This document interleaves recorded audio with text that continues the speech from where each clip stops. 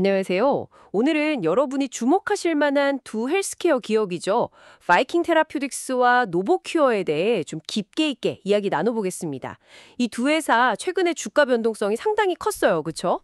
하지만 동시에 앞으로 12개월 안에 큰 폭의 성장을 기대하는 그런 시각도 있더라고요. 과연 어떤 매력이 있고 또 어떤 위험 요인이 숨어 있는지 오늘 한번 제대로 파헤쳐 보겠습니다. 네, 이 두 기업의 핵심 기술부터 시작해서요. 최신 임상 결과, 또 시장은 어떻게 반응했는지, 그리고 앞으로 전망은 어떨지까지 좀 꼼꼼하게 짚어볼 텐데요. 왜 시장 참여자들이 이 기업들을 주목하는지, 그리고 만약 투자를 생각한다면 어떤 점들을 특히 주의 깊게 봐야 할지 알아보는 시간이 될 겁니다. 네, 오늘 다룰 바이킹 테라퓨틱스하고 노보큐어 이 두 회사는 공통적으로 아주 혁신적인 기술을 가지고 있습니다. 그런데 또 공통점이 하나는 아직 임상 개발 단계에 있고 다른 하나는 새로운 시장으로 이제 막 상업화를 시작한 단계라는 점. 이것도 비슷하죠. 그렇기 때문에 높은 기대 수익률만큼이나 상당한 위험 부담도 같이 안고 있다는 점을 먼저 좀 말씀드리고 싶네요. 각 기업의 현재 상황 그리고 잠재력을 좀 냉정하게 분석해 보고요. 이게 여러분 투자 결정에 어떤 의미를 줄 수 있을지 이야기해 보겠습니다. 좋습니다. 그럼 먼저 바이킹 테라퓨틱스부터 시작해 볼까요?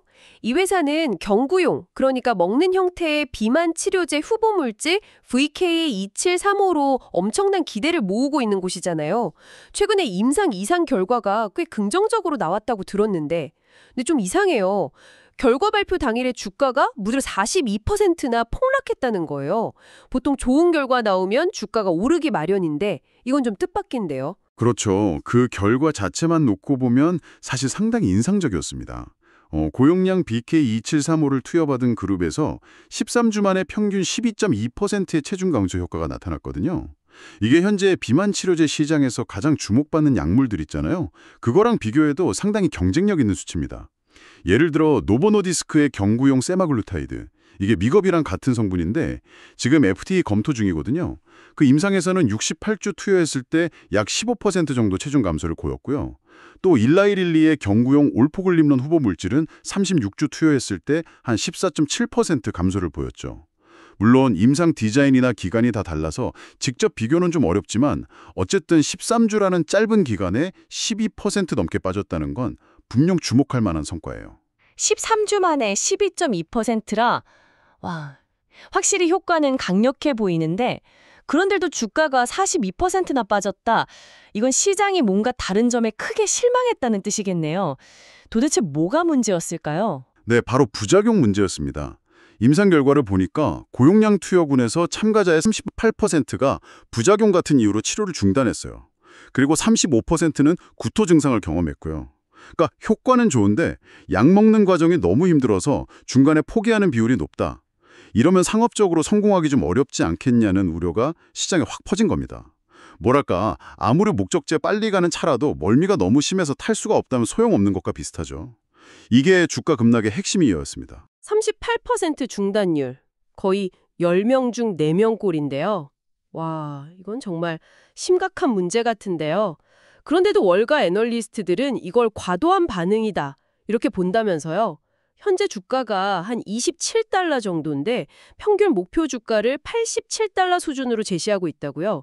이거 계산해보면 무려 222% 상승 가능성이 있다는 건데 이렇게까지 긍정적으로 평가하는 근거는 뭘까요? 너무 낙관적인 건 아닐까요? 네, 충분히 그렇게 생각하실 수 있습니다.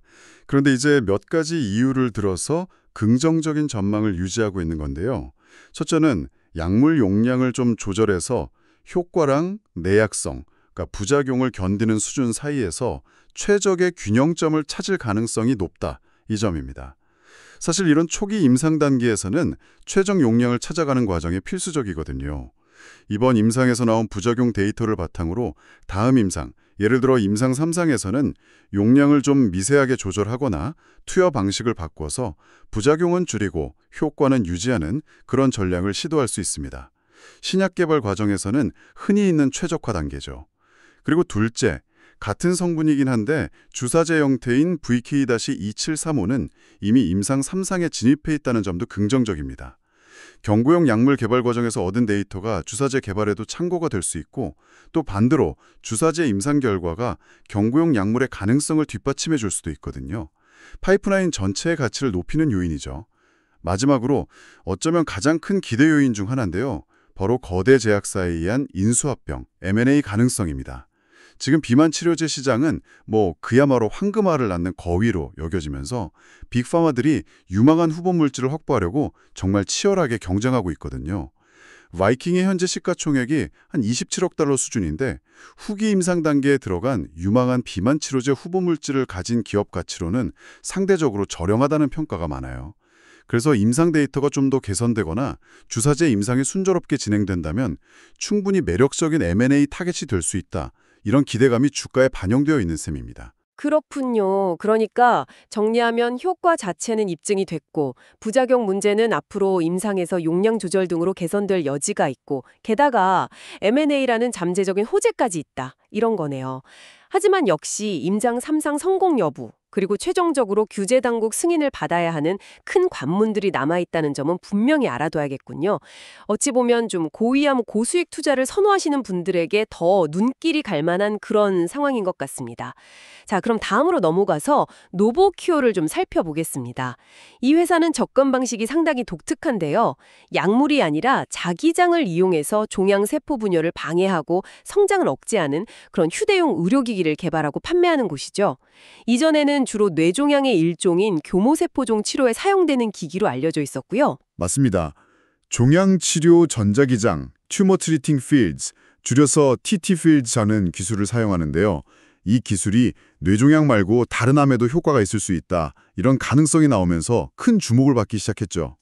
작년에는 비소세포 폐암 치료용으로 FDA 승인을 받았고 또 췌장암 관련 임상 3상에서도 긍정적인 결과가 나오면서 주가가 한때 크게 치솟기도 했습니다. 적용 가능한 암 종류가 늘어나면 시장이 기하급수적으로 커질 수 있으니까요. 그런데 기대와는 달리 FDA 승인을 받은 폐암 환자 대상 기기 사용이 아주 부진했습니다. 이게 지난 1년간 주가가 고점 대비 64%나 하락하는 주요 원인이 됐어요. 올해 6월 기준으로 폐암 환자 중에 이 기기를 쓰는 사람이 94명에 불과했는데 이미 이 기기를 사용하고 있는 뇌암 환자가 4,194명이거든요. 비교하면 정말 미미한 숫자죠. 94명 대 4,194명. 와, 차이가 엄청나네요. 뇌암에서는 이미 어느 정도 자리를 잡은 기술인데 폐암에서는 왜 이렇게 외면받는 걸까요? 혹시 폐암에는 효과가 좀 덜하다거나 아니면 기기 사용이 더 불편하다거나 그런 기술적인 문제가 있는 건가요? 기기 자체의 효과나 사용성 문제라기보다는요. 훨씬 현실적인 문제에 부딪혔습니다. 바로 비용과 보험 적용 문제예요. 노보큐레는 이 기기를 파는 게 아니라 빌려주는 대여 방식으로 운영하는데 월 대여 비용이 무려 2만 달러가 넘습니다. 우리 돈으로 따지면 한 달에 2,500만 원이 훌쩍 넘는 정말 엄청난 금액이죠. 네, 월 2만 달러요. 정말 어마어마한 비용이네요. 웬만한 고급 승용차 리스 비용보다 훨씬 비싼 셈인데 이걸 개인이 부담하기는 거의 불가능하겠는데요. 그렇습니다. 바로 그 점 때문에 환자가 이 치료를 받으려면 보험사의 보험금 지급 승인이 필수적이에요. 그런데 폐암 치료에 대한 보험 적용 승인 절차가 생각보다 훨씬 더디게 진행되고 있는 겁니다. 뇌암 같은 경우는 이미 수년간 사용되면서 보험 적용 범위나 수가, 그러니까 보험사가 병원이나 회사에 주는 돈이 어느 정도 확립되어 있는데 폐암은 이제 새로운 적용 대상이다 보니까 보험사들이 비용 효과성이나 필요성 이런 걸 더 까다롭게 따지고 있는 걸로 보입니다. 업계에서는 폐암 치료에 대한 보험 적용 범위가 충분히 확대되고 적절한 수가가 책정되기까지 앞으로 한 2, 3년 정도는 더 걸릴 것으로 예상하고 있어요. 이 기간 동안의 불확실성 그리고 더딘 상업적 성과가 주가 하락으로 이어진 거죠. 애널리스트들은 단기적인 문제로 보고 있는 것 같아요. 현재 주가가 약 12달러 수준인데 목표 주가는 평균 28.79달러로 제시되고 있거든요.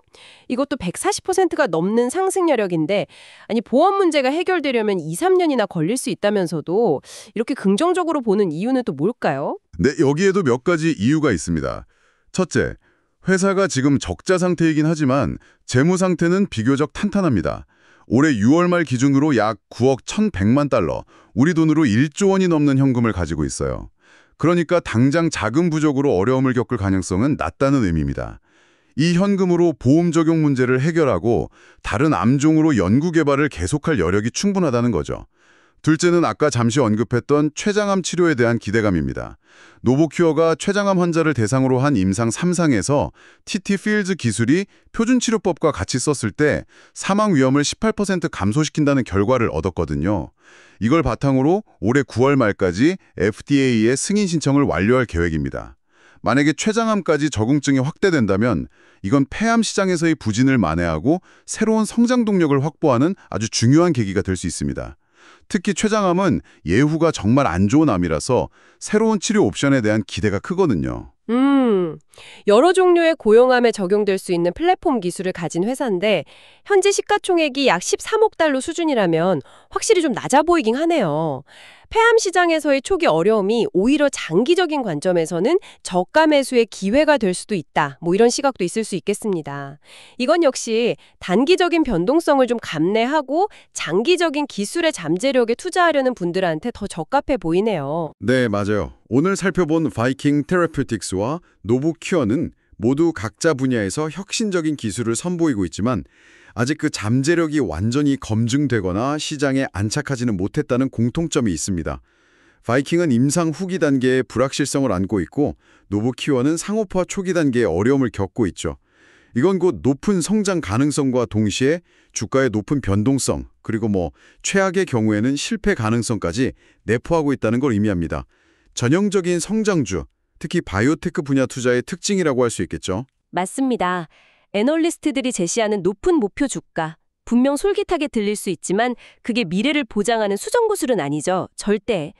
임상 결과가 예상과 다르게 나오거나 규제 당국의 문턱을 못 넘거나 설령 승인을 받더라도 경쟁 환경이나 아까 본 노보큐어의 보험 문제처럼 예상치 못한 변수로 시장 확대에 어려움을 겪을 수도 있고요. 특히 바이킹 같은 경우는 관건은 역시 그 부작용 이슈를 다음 임상에서 얼마나 효과적으로 관리하고 개선하느냐 여기에 달려있을 것 같고요. 노보큐어는 폐암 그리고 앞으로 승인될 수 있는 다른 암종에 대한 보험 적용 문제를 얼마나 빨리 해결하느냐 이게 성장의 속도를 결정짓는 핵심 요인이 될 것 같습니다. 따라서 이 두 기업에 관심을 가지고 계시다면 단순히 목표 주가 숫자만 보고 판단하기보다는 훨씬 더 면밀한 관찰이 필요합니다. 임상시험 진행 상황이나 발표되는 데이터, 또 경쟁 약물이나 기술 개발 동향, FDA 같은 규제기관의 움직임, 그리고 가장 중요하게는 실제 시장에서 사용되는 데이터나 보험 적용 확대 뉴스 같은 것들을 꾸준히 추적해야 합니다. 단기적인 주가 움직임에 너무 흔들리기보다는 장기적인 관점에서 기업의 근본적인 가치가 어떻게 변하는지를 살피면서 좀 신중하게 접근하는 전략이 요구됩니다. 또 이들 기업에 가진 높은 변동성을 고려할 때 전체 투자 자산 내에서 적절한 비중을 유지하거나 분산 투자를 통해서 위험을 관리하는 지혜도 필요하고요. 네, 정리해보자면 바이킹 테라퓨틱스는 혁신적인 경구용 비만 치료제 후보물질 VT2735의 성공 가능성, 그리고 잠재적인 M&A 매력, 이게 핵심 투자 포인트라고 할 수 있겠고요. 노보큐어는 독특한 TT-필즈 기술의 적용 암종 확대 가능성, 특히 췌장암 승인 여부와 현재의 낮은 기업 가치가 좀 주목할 만한 부분입니다. 두 기업 모두 현재 주가는 여러 우려 때문에 상당히 낮아진 상태지만 앞으로 1년에서 2년 사이에 중요한 임상 결과 발표나 FDA 승인 결정 혹은 본격적인 시장 확대 같은 결정적인 변곡점을 맞이할 가능성이 높다는 점이 흥미롭습니다. 이 변곡점에서 어떤 결과가 나오느냐에 따라서 기업의 운명 그리고 주가의 향방이 크게 달라질 수 있겠네요. 오늘 우리는 잠재력이 큰 두 헬스케어 기업 바이킹 테라퓨틱스와 노보큐어의 밝은 면과 또 어두운 면을 함께 들여다봤습니다. 바이킹의 신약 개발은 비만이라는 현대사회의 큰 건강 문제, 또 노보큐어의 의료기기 확장은 암이라는 인류의 오랜 숙적에 도전하고 있다는 점에서 성공한다면 사회적으로도 큰 의미가 있을 것 같습니다. 네, 맞습니다. 여기서 마지막으로 한 가지 좀 생각해 볼 만한 질문을 여러분께 던져보고 싶습니다. 오늘 이야기 나눈 것처럼 혁신적이긴 하지만 아직 그 성공 여부가 완전히 검증되지 않은 이런 의료기술 기업에 투자할 때 단순히 재무적인 수치나 시장 전망 분석을 넘어서서요. 여러분 각자가 가진 의료 혁신에 대한 위험 감소성이나 혹은 가치 판단은 어떻게 작용할 수 있을까요?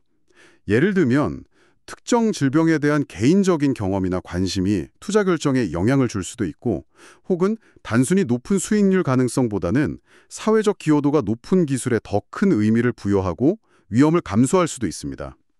이러한 개인적인 가치나 신념이 실제 투자 결정 과정에서 알게 모르게 미치는 영향은 생각보다 클 수 있습니다. 한 번쯤 스스로에게 이 질문을 던져보는 것도 의미 있는 성찰의 기회가 될 것입니다. 오늘 이야기는 여기까지 하겠습니다.